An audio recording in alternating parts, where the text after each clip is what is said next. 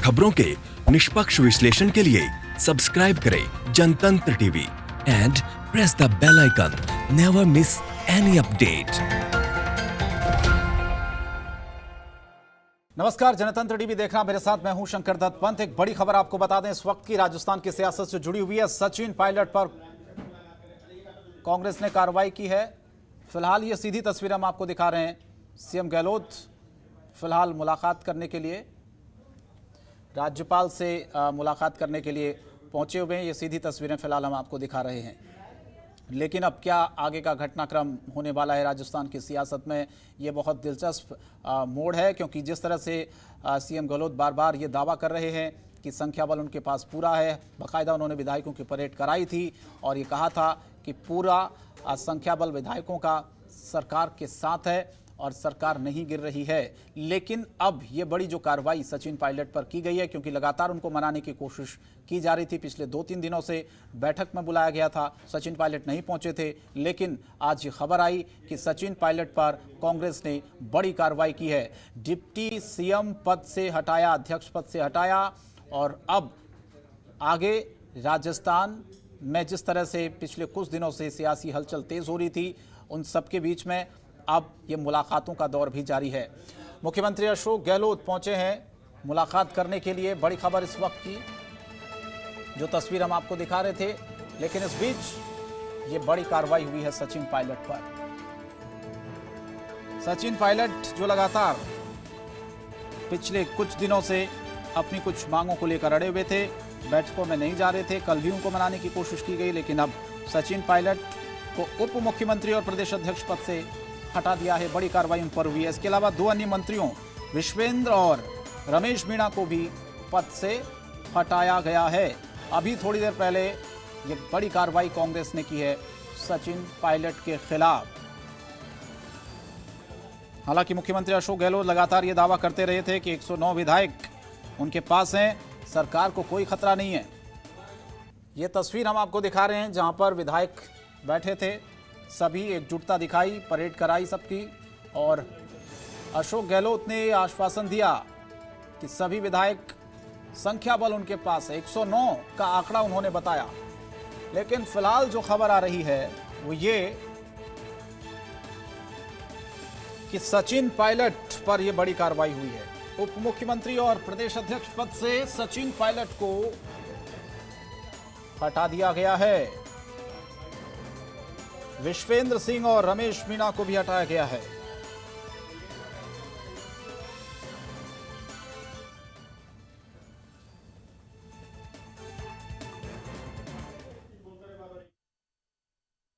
Congress party ने कुछ निर्णय लिए हैं जिनकी व्याख्या करने के लिए बीच में आपके मैं उपस्थित हूं। पहली बात, श्री सचिन पायलट जी को, श्री विश्वेंद्र सिंह जी को और मीना जी और श्री रमेश मीणा जी को उप मुख्यमंत्री और मंत्री पद के भार से फौरी तौर से मुक्त किया जाता है। तो रणदीप सुरजेवाला ये जानकारी दे रहे थे कि किन किन लोगों पर कार्रवाई की गई है। विश्वेंद्र सिंह, रमेश मीणा का उन्होंने नाम लिया। लेकिन अब खबर यह है कि गोविंद सिंह को नया प्रदेश अध्यक्ष बनाया गया है राजस्थान का। लेकिन आरोप लगातार कांग्रेस से लगाती रही कि बीजेपी ने सरकार गिराने की साजिश रची है। अरविंद लगातार हमारे संवाददाता इस खबर पर जुड़े हुए हैं। अरविंद, अभी क्या अपडेट आ रहा है? क्योंकि थोड़ी देर पहले हम तस्वीरें दिखा रहे थे कि राज्यपाल से मिलने के लिए मुख्यमंत्री पहुंचे थे। अभी क्या और अपडेट? मुख्यमंत्री अशोक गहलोत राजभवन पहुंचे हैं। राज्यपाल कलराज मिश्र से उनकी जो मुलाकात है वो यहाँ पर हो रही है और माना जा रहा है कि मंत्रिमंडल का जो विस्तार है वो अब जल्दी ही हो सकता है, क्योंकि डिप्टी सीएम उनके साथ ही जो 2 मंत्री हैं उनको भी पद से बर्खास्त कर दिया गया। इस स्थिति में हो सकता है संभवतः 1-2 दिन में जो मंत्रिमंडल का जो विस्तार है वो यहाँ पर हो जाएगा। नए मंत्रिमंडल का गठन है वो यहाँ पर होगा। साथ ही अब जिस तरह से जीत सामने आ रही है। मुख्यमंत्री अशोक गहलोत कलराज मिश्र के सामने ये एक जो संख्या बल है वो भी यहाँ पर पेश कर सकते हैं कि उनके पास इतने विधायकों का समर्थन है, वो यहाँ राजस्थान में है।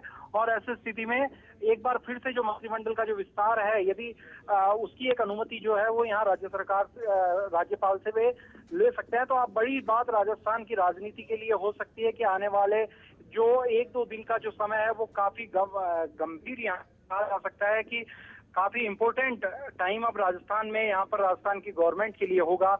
और देखने वाली बात होगी कि आखिर किस तरह से मुख्यमंत्री अशोक गहलोत अपनी सरकार को बचा पाते हैं। हालांकि लगातार ये कहा जा रहा है कि उनके पास जो रिक्वायर्ड नंबर है वो उनके पास है, जबकि जो सचिन पायलट के गुट और सचिन पायलट की ओर से ये लगातार कहा जा रहा है कि उनके पास जो संख्या बल है वो पूरा पर्याप्त नहीं है और यदि फ्लोर टेस्ट होगा तो उसमें वे फेल होंगे।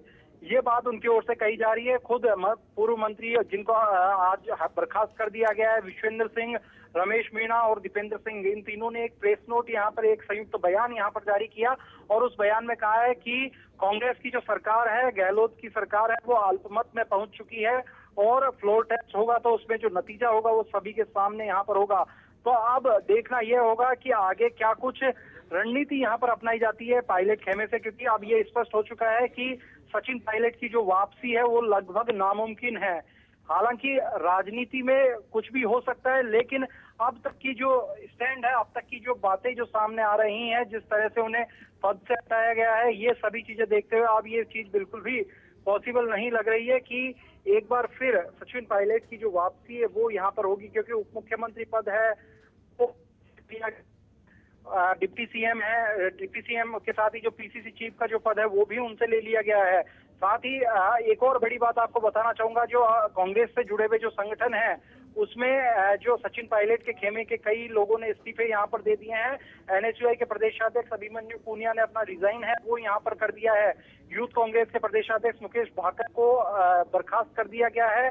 कांग्रेस सेवा दल के राकेश पारिक जो अध्यक्ष थे उनको यहाँ पर बर्खास्त कर दिया गया है और उनकी जगह पर नई नियुक्तियां जो हैं वो यहाँ पर हो चुकी है। तो अब आने वाला जो समय है वो काफी कुछ डिसाइड होगा यहाँ पर कि राजस्थान की जो राजनीति है वो किस दिशा में जाती है। वहीं अब से कुछ देर पहले भारतीय जनता पार्टी के प्रदेश कार्यालय में जो मंथन का दौर था वो यहाँ पर शुरू हुआ। जिस तरह के राजनीतिक हालात जो बन रहे हैं उनको देखते हुए एक बार मंथन का दौर यहाँ पर शुरू हुआ है और कोशिशें अब होंगी कि आखिर किस तरह से जो सत्ता है वो, यदि कुछ पॉसिबिलिटीज यहाँ पर बनती है भारतीय जनता पार्टी के पक्ष में, तो उसका किस तरह से लाभ यहाँ पर उठाया जा सकता है। उन सब चीजों को लेकर बातचीत जो है वो यहाँ। लेकिन अरविंद, एक सवाल ये है कि बीजेपी इस पूरे घटनाक्रम को किस तरह से देख रही है, क्योंकि बयान तो आ रहे हैं सामने कि अगर सचिन पायलट या कोई शामिल होना चाहता है बीजेपी में तो उनका स्वागत है। हालांकि अभी तक कोई ऐसी जानकारी हमें नहीं मिल पाई है। बीजेपी की नजर तो पूरी तरीके से है इस पूरे घटनाक्रम पर, वो इस पूरे घटनाक्रम को किस नजरिए से देख रहे? कोई बयान आया भारतीय जनता पार्टी के नेताओं का राजस्थान से?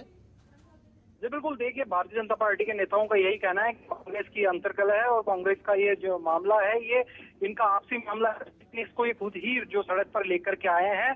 और ऐसी स्थिति में देखिए जिस तरह के जो राजनीतिक हालात बन रहे हैं उनको देखते हुए लगता है कि सचिन पायलट की कांग्रेस में जो वापसी वो मुश्किल है। ऐसे में भारतीय जनता पार्टी के साथ जाएंगे या फिर अपना जो थर्ड फ्रंट है वो यहाँ पर बनाएंगे, ये दोनों चीजें यहाँ पर हो सकती है। लेकिन भारतीय जनता पार्टी में जाने को लेकर जो बातचीत है उसमें भी कई पेच यहाँ पर सामने आ रहे हैं कि सुबह मास्टर भंवरलाल शर्मा जो हैं, पूर्व सरदार शहर से जो विधायक हैं, वर्तमान में करीब 56 साल का राजनीति का जो करीब है वो उनका रहा है, वरिष्ठ विधायकों में से एक हैं।